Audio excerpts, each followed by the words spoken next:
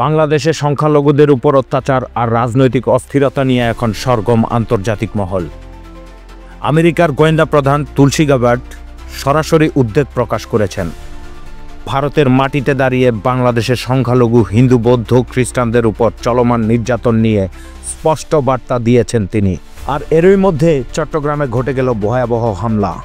সেনাবাহিনীর বিরুদ্ধে উঠেছে গুরুতর অভিযোগ। তাহলে কি ইউনূস সরকারের দিন শেষ হতে চলেছে?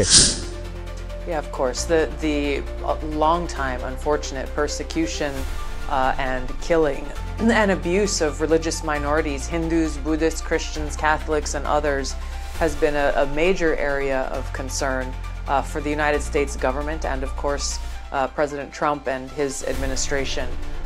The talks are just beginning between President Trump's new cabinet coming in and the government of Bangladesh.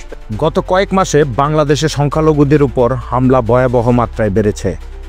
বাড়িঘর, মন্দির, এমনকি ধর্মীয় গুরুদের টার্গেট করা হচ্ছে। চট্টগ্রামে ইসকনের বিরুদ্ধে সরাসরি উস্কানিমূলক বক্তব্য দিয়েছেন একাধিক মৌলবাদী নেতা। বরং দিল্লির কোলে আশ্রয় নিয়ে তারা পোষ করছে, তারা আবারও চোমাল মারার চেষ্টা করছে। আপনাদেরকে বলে দিতে চাই, এটা আমাদের প্রজন্মের লড়াই, আমাদের এই ছাত্র তরুণদের লড়াই। এটা বাংলাদেশের ফ্যাসিবাদ বিরোধী জনগোষ্ঠীর রাজনৈতিকভাবে স্বাবলম্বী এবং সার্বভৌম হয়ে ওঠার লড়াই। কোনোভাবে যদি আবার আওয়ামী লীগ দিল্লির কোলে আশ্রয় নিয়ে যদি আমাদের দিকে আবারও চোখ রাঙাতে চায়, আমরা কি বসে থাকব? অন্যদিকে বাংলাদেশের অর্থনীতি নিম্নগামী।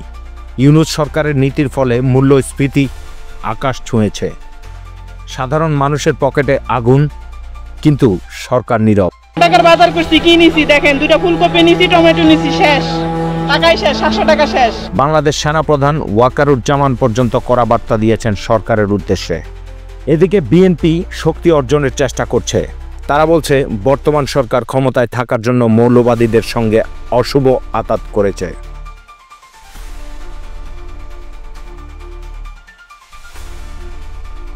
আমি ভোট করতে পারলাম না, তাহলে কি ছিড়ছেন আপনারা ক্ষমতায় বসে?